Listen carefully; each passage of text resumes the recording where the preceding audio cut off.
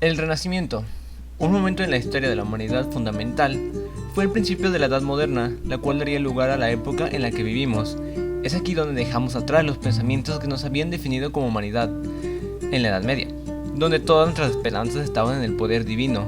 Dejamos de lado el ámbito religioso, ya que con la peste negra no podíamos creer que un Dios sea tan cruel para permitir la muerte de su más grande creación, como lo hizo en Europa durante el siglo XIV.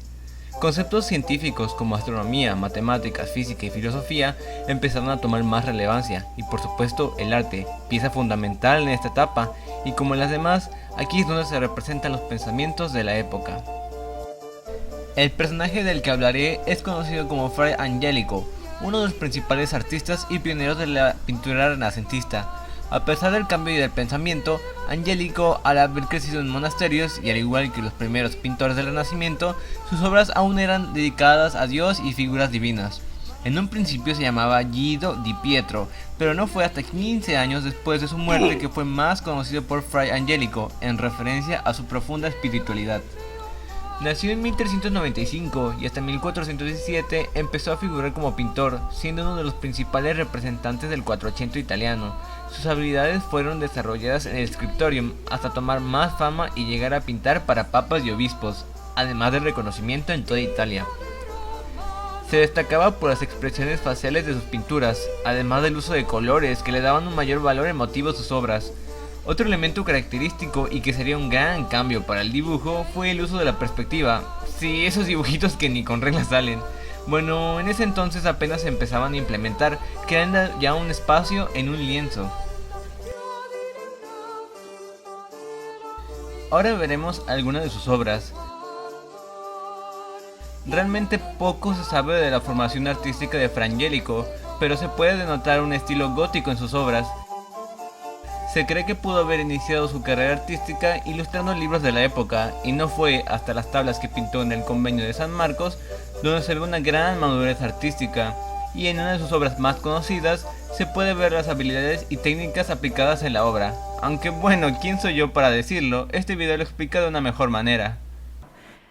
Fra Angelico es uno de los pintores que por una parte abandona los fondos dorados masivos, pero que en todas sus obras utiliza el oro. Si no se hace un fondo dorado, tiene que hacer un espacio, tiene que primero proyectarlo y luego pintarlo, y además el espectador se tiene que creer que ese espacio es de verdad, entonces para los pintores es una complicación. Pero yo creo que él sí que en cierta medida sabe que es muy bueno y está intentando hacer cosas que nadie hasta ese momento ha hecho. El siguiente fragmento en lo particular me parece bastante interesante. La mujer de nombre Ana González Mozo, especialista del Gabinete de Documentación Técnica del Museo de Prado, habla más a fondo de la obra, no solo de los elementos, sino de cómo el artista llevó a cabo la obra.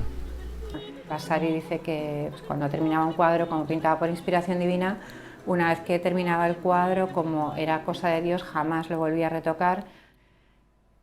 Cuando hicimos la reflectografía infrarroja, la primera que hicimos en 2015, nos dimos cuenta que no solo había retocado, sino que es que había cambiado 3 veces la composición completamente, el lado izquierdo de la composición. Él ya se está planteando el cómo conjugar la historia natural, es decir, la representación de la naturaleza, con una escena sagrada, sin que los personajes importantes, que son Gabriel y María, pierdan protagonismo. De hecho, lo que vemos es que al final la arquitectura no se impone a los personajes y que el paisaje del jardín de la izquierda con Adán y Eva es tan distinto a la arquitectura y formalmente también los colores y está tan contrastado que el espectador puede hacer una lectura como en 2 partes. Se puede centrar en la logia con la escena de la Anunciación y luego puede ir al jardín donde él representa toda una serie de especies botánicas con una minuciosidad increíble. La madurez de su estilo se aprecia por primera vez en la Madonna dei Lignaioli de 1433 en la iglesia de San Marcos de Florencia, en la que pintó una serie de 12 ángeles tocando instrumentos musicales.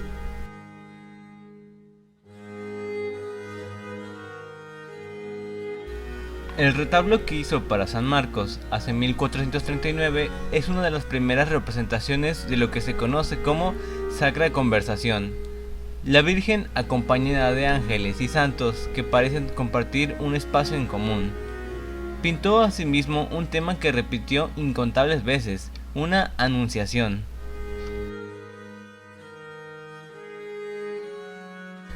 Fra Angelico combinó la elegancia decorativa del gótico internacional de Gentile da Fabriano con el estilo más realista de otros maestros del Renacimiento, como el pintor Masaccio y los escultores Ghiberti y Donatello, que trabajaban en Florencia, y aplicó también las teorías sobre la perspectiva de León Battista Alberti.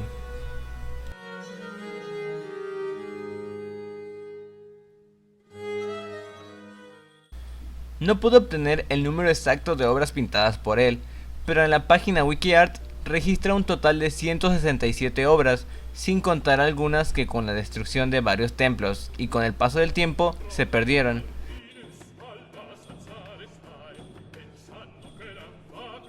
Pienso que cualquier artista busca destacar entre los demás y a veces probar cosas nuevas.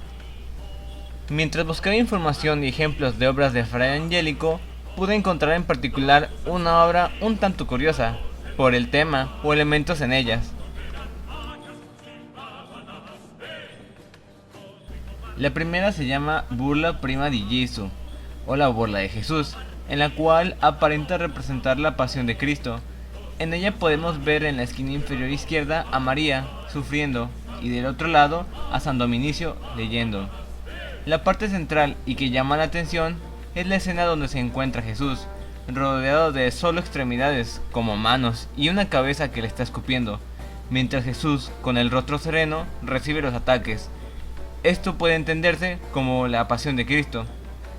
Los elementos de extremidades sin un cuerpo dan a creer que tal vez Angelico no tuvo tiempo suficiente para terminar el resto de personas en la obra, o tal vez quería dar a entender otra cosa.